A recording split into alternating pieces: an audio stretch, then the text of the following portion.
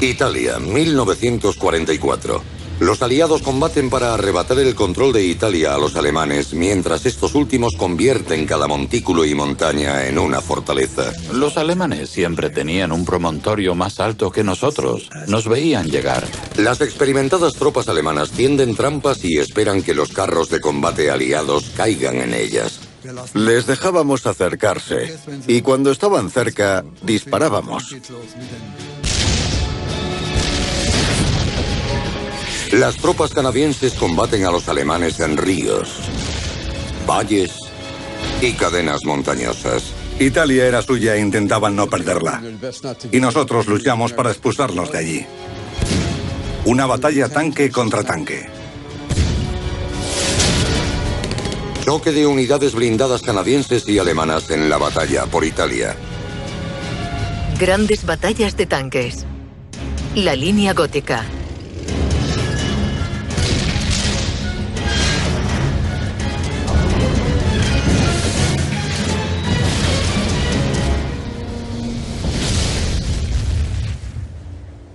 Italia en la actualidad. Bella, tranquila. Pero los ejércitos llevan miles de años combatiendo aquí. El general cartaginense Aníbal, Atila el Huno y Napoleón Bonaparte combatieron aquí para obtener la supremacía sobre el mar Mediterráneo. Italia es un gran puente terrestre que conecta tres continentes. Los grandes imperios junto a las orillas del mar Mediterráneo han buscado siempre controlar la península de Italia. Y la lucha nunca fue más virulenta o desesperada que entre los aliados y los alemanes en la Segunda Guerra Mundial.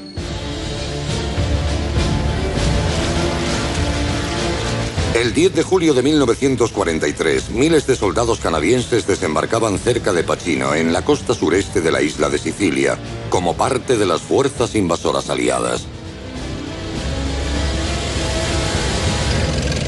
En apenas 6 semanas, los aliados conquistan Sicilia.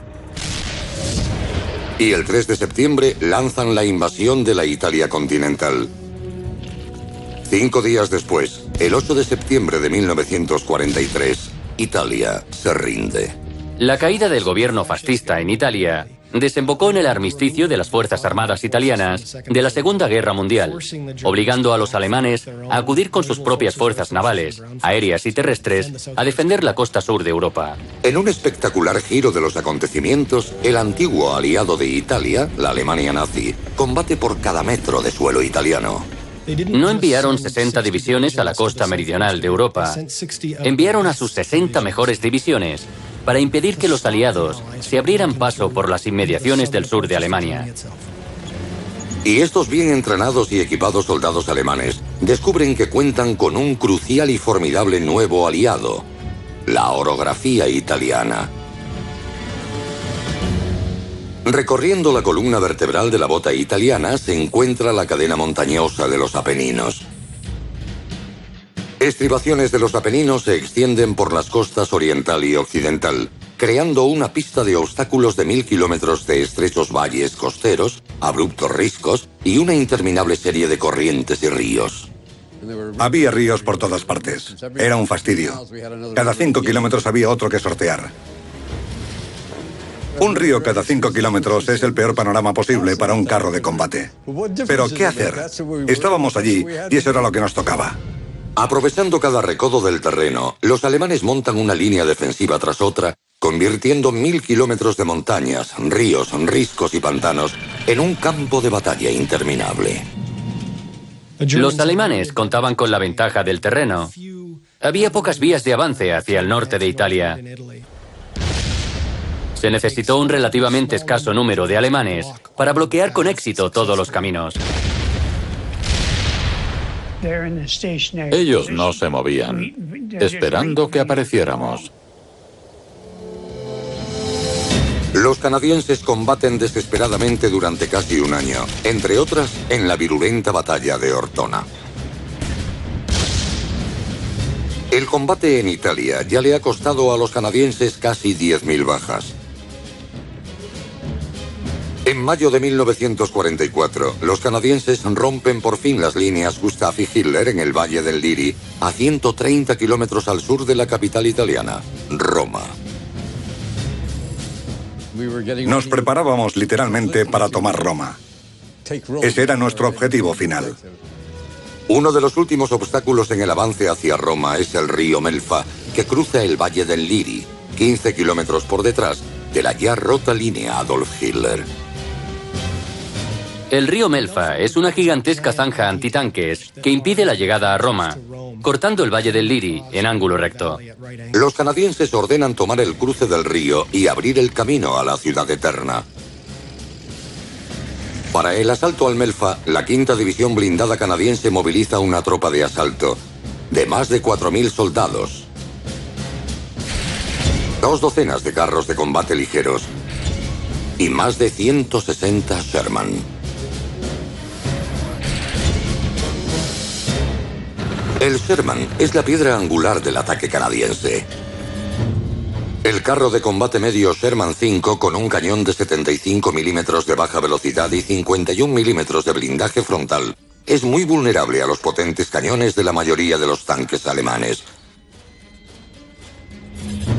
Si el Sherman es alcanzado, tiene un importante punto débil. Los llamaban mecheros Bunsen porque cuando se incendiaban lo hacían de verdad.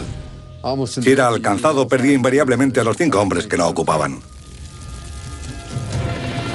En el río Melfa, los Sherman y sus tripulaciones son sometidos a una dura prueba.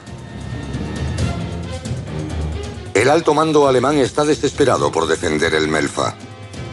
Cruzarlo es virtualmente la única ruta de escape para los soldados alemanes que se repliegan al norte desde la fragmentada línea Adolf Hitler. Lo que vemos en el río Melfa es una gran colisión entre la 26 División Panzer, que ataca la zona para estabilizar el frente alemán, y los canadienses, que intentan tomar el cruce del Melfa antes de que los alemanes consigan convertirlo en una nueva línea de defensa. Para defender el cruce del río, los alemanes disponen de 1.000 soldados y más de 30 carros de combate y armas de asalto que incluyen una docena de letales tanques Panzer. 24 de mayo de 1944. Comienza el asalto al Melfa. Los Sherman de la British Columbia Dragoons se aproximan al cruce del río. Antes de entrar en batalla, yo tenía mucho miedo.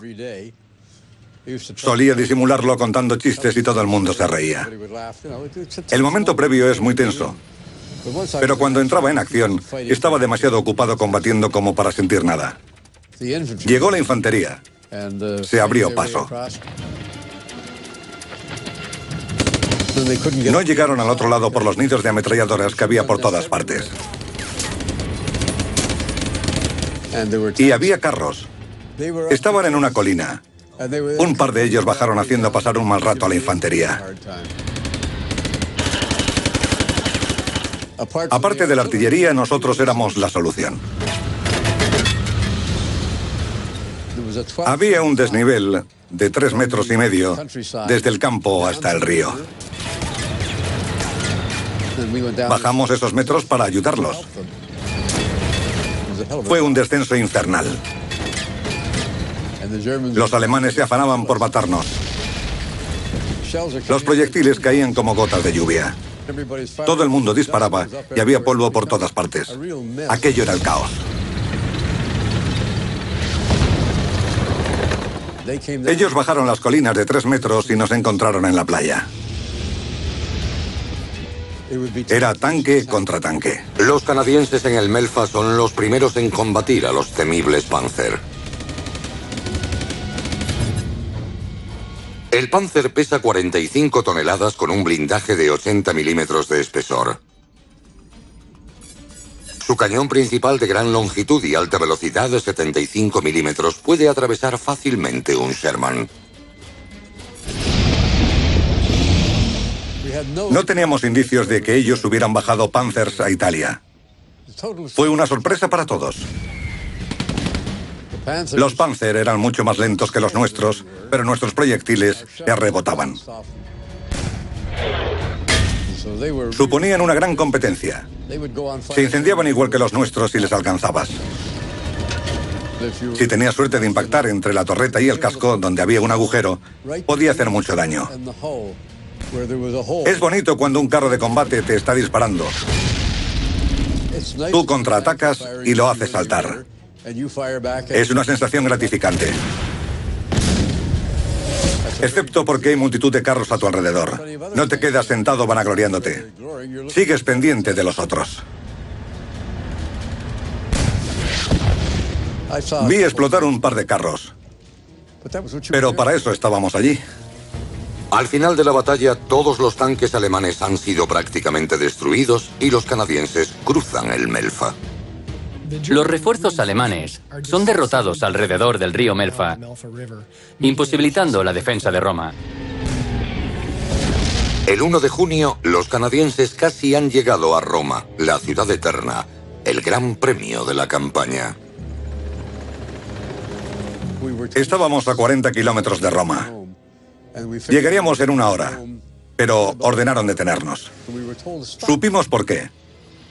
Los norteamericanos querían tomar Roma, pero aquello no tenía ningún valor porque los alemanes no defendían la ciudad. Films taken by Italian anti-fascists show the evacuation of Rome. The streets were deserted as the Nazis left. Los americanos entran en Roma el 4 de junio, pero la gloria y los titulares no duran mucho. 2 días después es el día D, 6 de junio de 1944. 156.000 soldados aliados desembarcan en las playas de Normandía y comienza la batalla por Francia y la Europa occidental, convirtiéndose la campaña italiana en una atracción secundaria. Antes del día D, llevábamos 11 meses combatiendo. Nos parecía curioso que aquellos muchachos que acababan de entrar en batalla fanfarronearan tanto. Nosotros nos apodamos los evadidos del día D. Nos libramos del día D combatiendo 11 meses antes. Pero incluso cuando Francia es invadida, los alemanes redoblan su lucha desesperada por Italia. Y los canadienses están a punto de enfrentarse a una de las batallas más sangrientas hasta la fecha.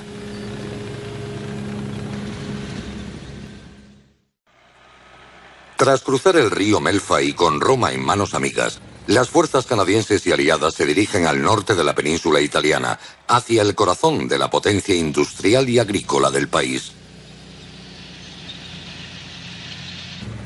En la avanzada hay tripulaciones de carros canadienses con sus Sherman. No será un paseo. El ejército alemán está decidido a defender el norte de Italia hasta el final.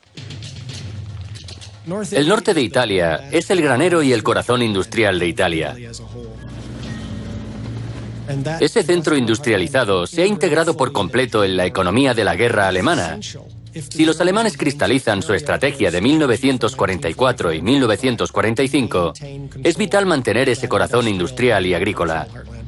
En el verano de 1944, los alemanes construyen a la desesperada una línea defensiva en el norte para proteger el Valle del Po, la supuestamente invencible línea gótica. Pero la línea gótica aún no está completa, por lo que el alto mando alemán decide retrasar a los aliados a la llamada línea Trasimeno. La línea se extiende 160 kilómetros al norte de Roma y en el frente contra los canadienses se extiende a través de un espacio de 8 kilómetros entre el lago Trasimeno y el lago Chiusi. Entre los dos lagos, los alemanes han improvisado una profunda zanja en zigzag con puntos fuertes excavados, trincheras y nidos de ametralladoras. Los alemanes eligen el campo de batalla del lago Trasimeno porque cualquier ofensiva aliada que alcanzara el valle del río Po tendría que cruzar las estribaciones al oeste del lago Trasimeno. Las ondulantes montañas y el terreno elevado ofrecen a los alemanes el enclave ideal para su acción dilatoria del gato y el perro. Los alemanes siempre tenían la colina más alta. Nos veían llegar. 21 de junio de 1944. Los tanques canadienses del regimiento de Ontario entran en acción contra los Panzers alemanes. Estaba en una carretera hundida. Solo podía ver su torreta y el cañón atascado allí. Estaba frente a mí, con aquel cañón. No había comparación. Es imposible. Si disparaba, me habría hecho un agujero. Parecía querer salir de esa carretera, quizá ir hacia mí.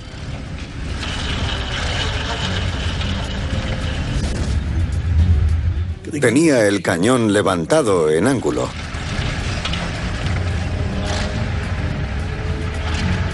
Era como ver una chimenea delante. Era tan largo. Intentaba subir, pero no podía. Si salía de ahí, yo era un blanco fácil. Yo disparé 2 o 3 veces.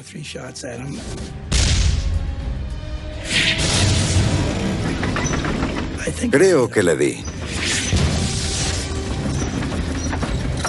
La única oportunidad que tenía de inutilizarlo era darle en un lateral.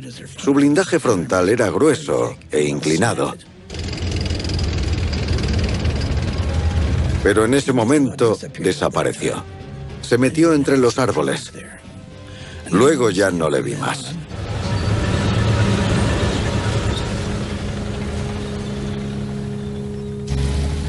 Tras 2 días de lucha, los carros del regimiento de Ontario aplastan con éxito las defensas alemanas y se dirigen al norte junto a la orilla del río Trasimeno. 5 kilómetros al oeste, los carros de combate del regimiento Tres Ríos están apostados en su línea de salida, esperando entrar en batalla. Nos emplazaron para las 7 de la mañana.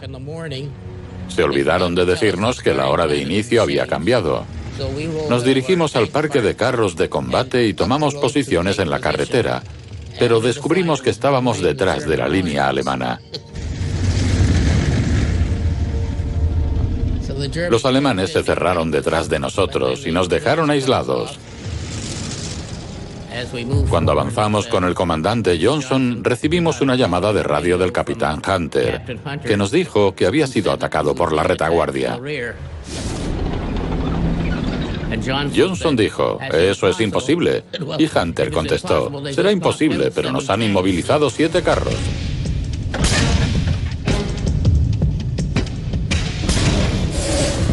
Cuando el mayor Johnson le dijo a Hunter que no entendía cómo le habían atacado por detrás, su carro recibió un impacto. Rodeados por los alemanes y lejos del apoyo de la infantería, los carros de combate alemanes se prepararon para una larga batalla. Nos bombardeaban, así que hicimos un cráter con una bomba y nos metimos en él, en lo que se conoce como posición de torreta hacia abajo.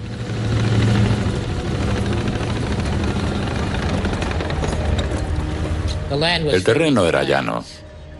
Nosotros estábamos en un montículo y podíamos ver lo que sucedía a nuestro alrededor.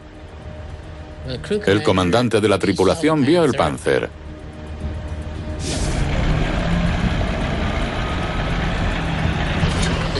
Estaba a unos 500 metros de nosotros. Para un Panzer o un Tiger, eso no era nada. Tenían el cañón muy largo y cubrían más campo de acción.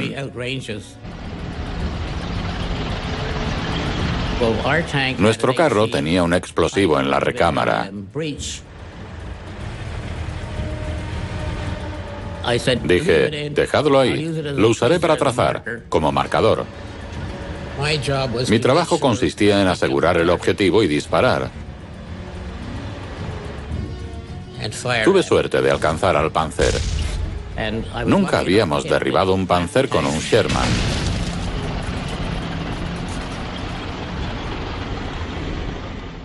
No es normal. Pero alcanzamos el anillo de la torreta, justo debajo de la torreta, lo que impidió que el tanque volcara. Tras inmovilizar el Panzer, los restantes carros del regimiento Tres Ríos resisten repetidos contraataques durante más de 7 horas hasta que son socorridos. Te enfrentas a esos mastodontes pensando que eres invencible, que independientemente de lo que pase no van a darte. Pero el día ha costado caro.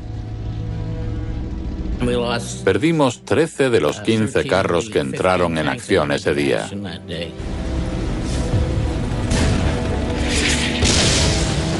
Nuestro regimiento no cedió un ápice. No retrocedimos. Permanecimos y aguantamos la posición. Cuando tomábamos una posición nunca nos dábamos por vencidos.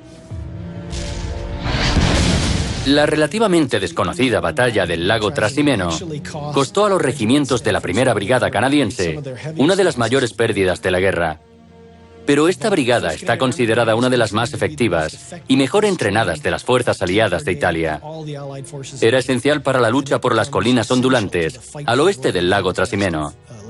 Los alemanes se retiran al norte hacia la formidable pero aún incompleta línea gótica, el último bastión alemán que protege el Valle del Po y el corazón industrial de Italia. En una semana, los alemanes cruzan la línea Trasimeno. Ahora son considerados tropas de asalto. Los canadienses eran fundamentales para los grandes ataques aliados en la campaña italiana, y por eso los alemanes entendieron que donde estuvieran ellos, sería donde los aliados atacarían con más determinación. El mariscal de campo Albert Kesselring, el sonriente Albert, el comandante alemán en Italia, está decidido a saber a dónde se dirigen los canadienses. Si localiza su ubicación, Kesselring puede estar prácticamente seguro de que ahí es donde los aliados pretenden atacar la línea gótica. Si localizaban el lugar donde estaba la primera división, ahí sería donde ocurriría la refriega, como así fue.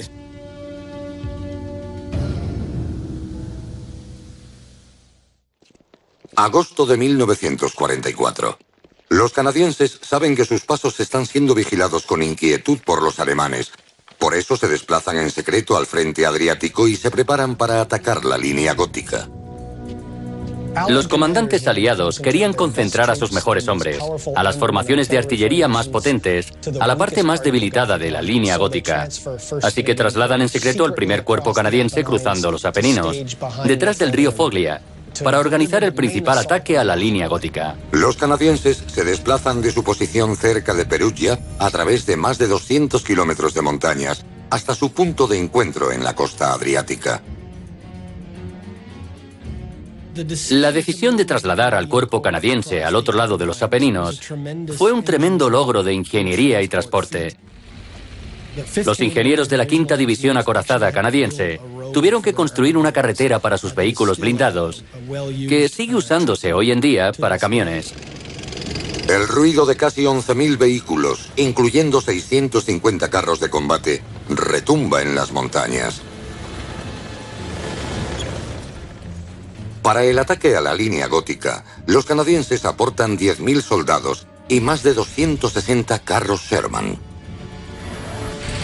Pretenden aprovechar al máximo la magnífica resistencia de los Sherman. Lo mejor era nuestra maniobrabilidad. El Sherman era muy bueno en lo que se refiere a movimiento. Necesitábamos esa movilidad por razones obvias. Este sector de la línea gótica consiste en una zanja antitanques, barreras fluviales que discurren en ángulo recto cruzando el frente, alambradas y extensos campos de minas. Pero de lo que carece esta sección de la línea es de soldados alemanes que la defiendan. La mañana del 31 de agosto llegan refuerzos alemanes desde otras zonas de Italia, ahora que estos saben por dónde llega el principal ataque aliado. En los cuarteles generales aliados y canadienses son conscientes de que deben llegar a las colinas y tomar las posiciones alemanas antes de que lleguen sus refuerzos. Los canadienses cruzarán el Valle del Foglia, dirigiéndose hacia Point 204, cerca de la ciudad de Tomba di Pesaro.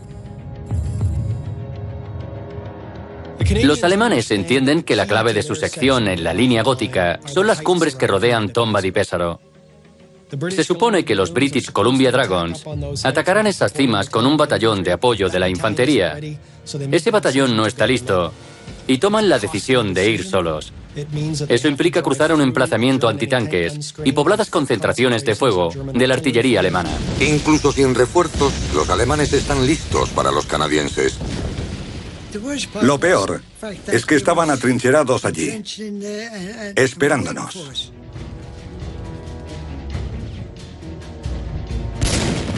En las montañas que los rodeaban, artillería antitanques alemana y ametralladoras intentaban detenerles. Inutilizaron un gran número de Shermans. Hacían volar otros por los precipicios y destruían otros más en la cima de la colina.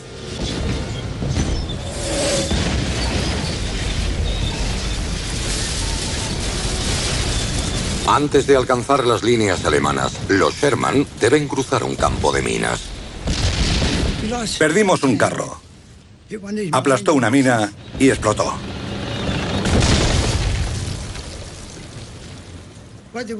Así es que salieron del camino. Pero aquello ya no podía salir bien. Los British Columbia Dragons atacan una cima cercana a Point 204 y hacen un uso bastante hábil de la cumbre de la montaña. Exponerse en la cima implica una muerte segura.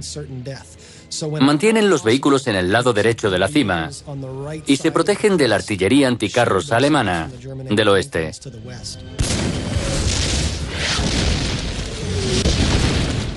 Nos disparaban cañones anticarros por ambos lados. Algunos no lo consiguen. En algunos puntos es imposible quedarse en el lado derecho. Hay que exponerse en la cima. En ese momento, los carros fueron atacados por 88. 88 milímetros. Un arma potente y letal.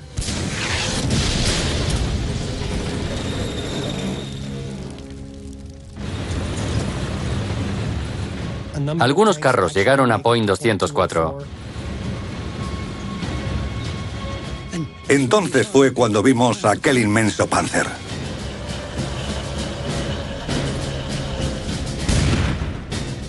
El único impacto que recibimos fue como una explosión en el costado del tanque. ¡Bam! El ruido dentro fue ensordecedor. Estaba delante de nosotros.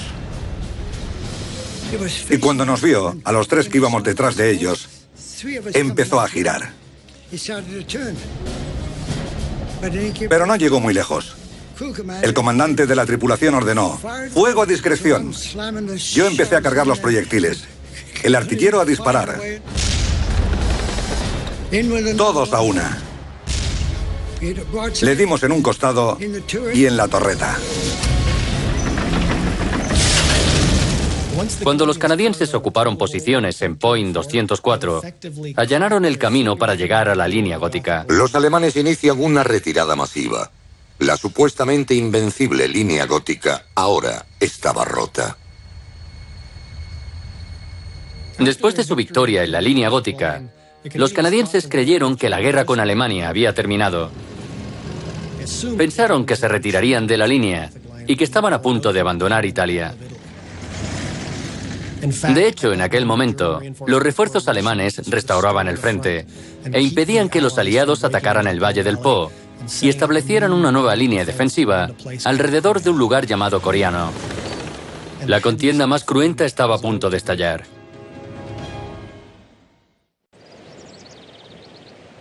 Septiembre 1944. Los aliados se abren paso hacia el norte de Italia. Planean una ofensiva junto a la costa adriática, pero primero deben despejar posiciones alemanas que dominan la costa, cerca de la ciudad de Coriano. La ciudad de Coriano se asienta sobre una cima que bloquea el avance aliado hacia el norte, hasta el Valle del Po. Y la cumbre es una excelente posición defensiva. El mando aliado cree que Coriano es vulnerable. Pensaron que iba a ser un paseo. Pero los canadienses pronto descubren que Coriano está fuertemente defendida.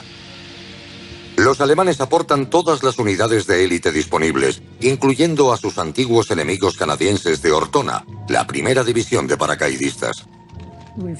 Descubrimos que la división de paracaidistas era lo peor para nosotros, pero nunca se rendían.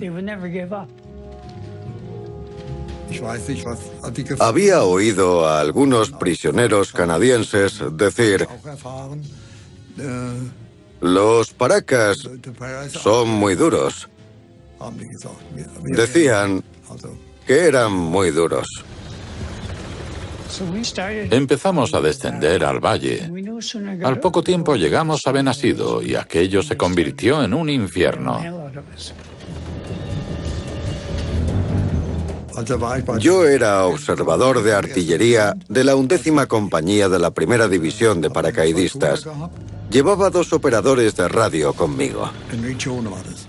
De repente escuchamos carros desde el frente. Miramos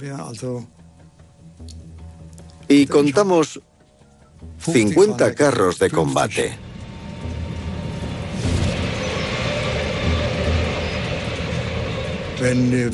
Después de escuchar la orden por radio, la artillería tardó 10 minutos en llegar.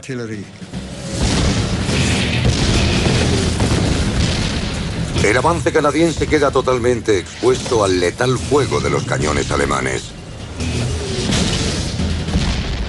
Estábamos desprotegidos. Y cuando los primeros se incendiaron, los otros se dieron la vuelta. El segundo escuadrón de tanques de los húsares contraatacó desde la ladera. Cuando llegamos allí, el tanque del comandante y nuestro tanque llegaron al mismo tiempo. Nos rozamos. Intentamos cruzar aquel cauce seco. Era una trampa natural, no podíamos salir de allí. Los carros abandonados del Escuadrón B son ayudados por los tanques del Escuadrón A posicionados en la cumbre. El Escuadrón A levanta una cortina de humo, dando al Escuadrón B la cobertura necesaria para abandonar sus carros y huir a pie.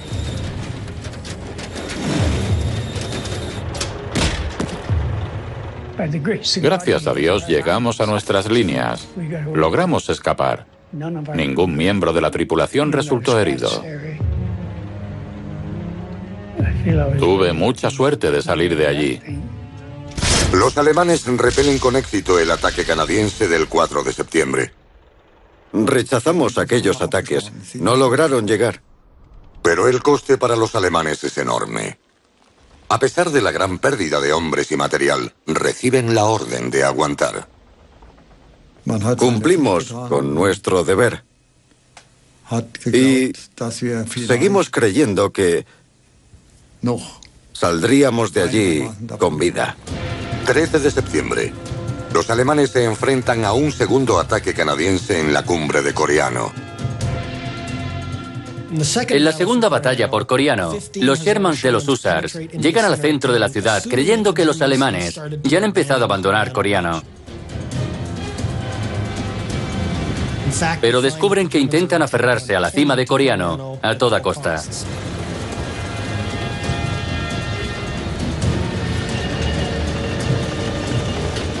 Los Shermans de los húsares llegan a la plaza de la ciudad y son víctimas de una emboscada de Tigers, Panzers IV e infantería alemanes.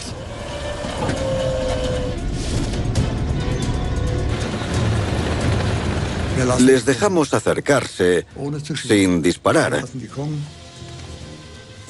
Cuando les tuvimos cerca, abrimos fuego.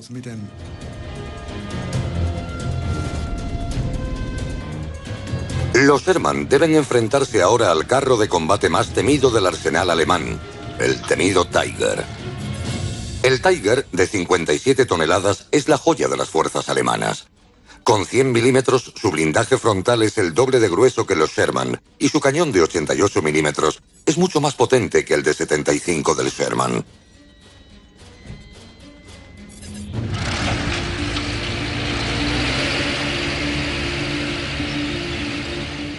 El Tiger era un arma a tener en cuenta.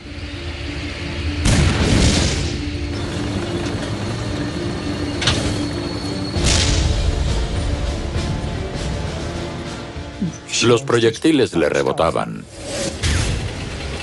Entablaron un violento combate en la misma plaza.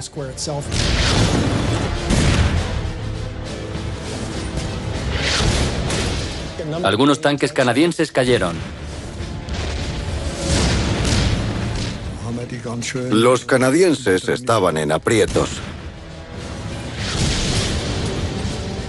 Incluso aunque nos aventajaban en número.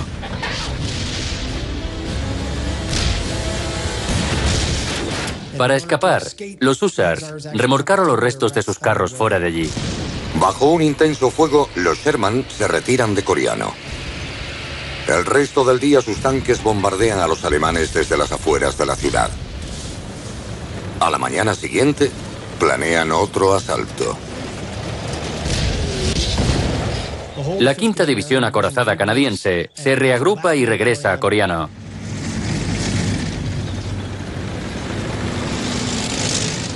En ese momento, los tanques alemanes han sido destrozados por la artillería canadiense.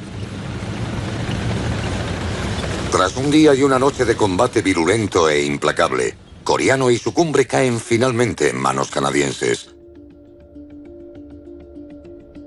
En el horizonte, el Valle del Po les atrae. Los hombres lo llamaban la Tierra Prometida. Después de la batalla de Coriano, los aliados están en las inmediaciones del enorme Valle del Po. Por su llanura, parece un emplazamiento ideal para los carros. Cuando los canadienses llegan al Valle del Po, muchos de ellos pensaron que por primera vez en esta guerra iban a combatir sin tener a los alemanes vigilándolos desde arriba. Los tanquistas llevaban todo el día soñando con que podrían usar sus tanques para perseguir a los alemanes hasta los Alpes. Lamentablemente ese no sería el caso. La desesperada contienda alemana en Coriano tenía un claro objetivo. Los alemanes esperaban que cambiara la estación. El tiempo otoñal y la lluvia serán los mejores aliados de los alemanes a la hora de defender el Valle del Po. El Valle del Po es el paraíso de los carros en verano. Pero debido a los ríos y a los canales de irrigación que lo cruzan, el agua de la lluvia se convierte en la pesadilla de los tanquistas. Cuando llueve en septiembre y octubre de 1944, el Valle del Po se llena de agua. Cualquier intento de alejarse de los caminos implica que el Sherman, de 33 toneladas, se hundirá en el lodo de inmediato. Los carros son irrelevantes aquí. Pensaban que sería fácil, pero no terminó siendo así. El barro hace que los ataques coordinados de carros campo a través sean casi imposibles. Los alemanes se atrincheran y el avance aliado es muy lento. Ambos bandos se hunden en la lluvia y el lodo. El punto muerto dura casi 2 meses. No es hasta finales de 1944 cuando volvemos a ver carros de combate como protagonistas de una gran batalla. Finalmente llega el invierno italiano. El terreno se congela y los carros vuelven a moverse. El siguiente objetivo es cruzar el Valle del Po y perseguir lo que ellos creen que es una evacuación alemana de Italia. Pero los alemanes no tienen intención alguna de marcharse de Italia. De hecho, planean combatir por cada metro, incluyendo un saliente de su línea al sur del lago Comacchio. La posición alemana cerca de la ciudad de San Alberto, en la costa del sur del lago Comacchio, es un peligro mortal para el flanco derecho de los aliados. Los canadienses se preparan para eliminar esa amenaza. La misión canadiense en la batalla del lago Comacchio es destruir las fuerzas alemanas al sur del lago y establecer las condiciones para la liberación final en la primavera de 1945. 2 de enero de 1945. Los tanques canadienses entran en acción. La quinta división acorazada canadiense usa 2 de sus regimientos.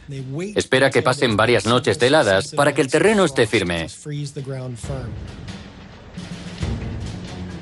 Saben que las defensas antitanque alemanas solo cubren las carreteras, porque en los últimos 3 meses ningún carro aliado ha podido salir de allí.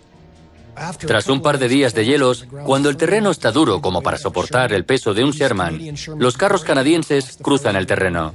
El terreno endurecido por el hielo no es su único aliado. Los Sherman han sido equipados con orugas para facilitar el avance. Las orugas amplían la anchura de la rodada del Sherman y le permite recorrer terreno más blando. Como piezas añadidas a los laterales de la cadena, las orugas añaden más de 10 centímetros a la anchura de la rodada del tanque, distribuyendo el peso del carro y minimizando las posibilidades de hundirse en terreno blando o de romper la capa de hielo. Mientras los canadienses cruzan el terreno, son atacados, víctimas de una emboscada alemana. Un grupo de artillería anticarros y Panzers comienzan a derribar los carros de los húsars.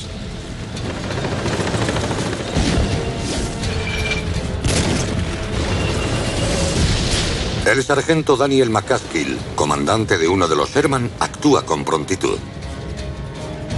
Detiene su carro de combate y abre fuego sobre posiciones alemanas. Mientras cruza fuego con los alemanes, el resto de su escuadrón continúa su avance. El Sherman de McCaskill derriba por sí solo 4 cañones anticarros y un Panzer, saliendo indemne de la escaramuza. Con los Sherman a salvo después de la emboscada, continúan su avance hacia el lago Comacchio, dejando las defensas alemanas en llamas.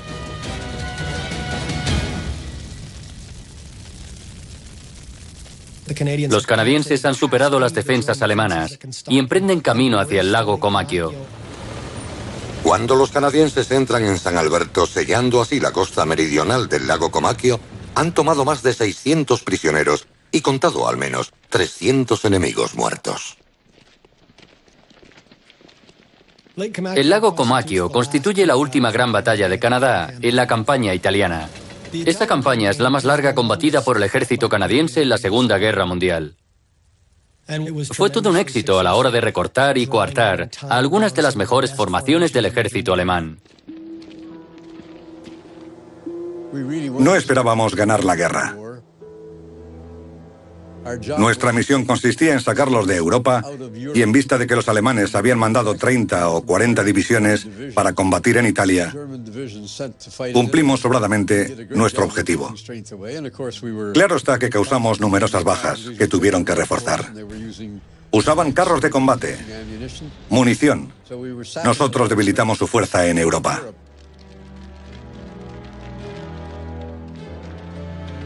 La campaña italiana vio como algunos de los regimientos acorazados más famosos de la historia canadiense demostraban su valía y su capacidad en el paisaje italiano, logrando así una de las victorias de los carros de combate canadienses más importantes de la Segunda Guerra Mundial. Cada victoria canadiense era un paso más hacia la liberación de Italia. Y muchos italianos, como los que vivían en lo que fue la línea gótica, siguen recordándolo aún hoy.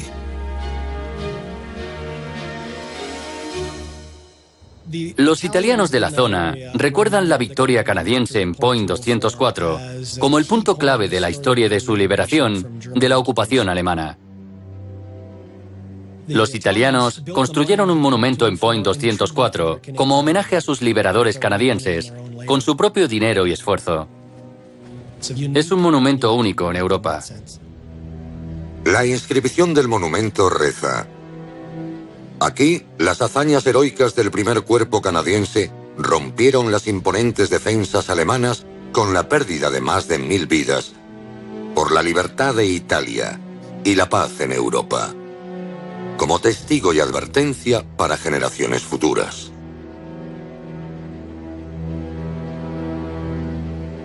La línea gótica fue solo una batalla en los 20 largos meses que combatieron los canadienses para liberar Italia. Aquel éxito supuso un alto precio de vidas canadienses. 93.000 canadienses sirvieron en Italia. Más de 20.000 resultaron heridos. 6.000 murieron. Eran hombres valientes. No nos creíamos héroes. Yo tuve la suerte de sobrevivir. Cada año acudo a la misa en memoria de los 23 hombres de mi sinagoga que murieron en combate.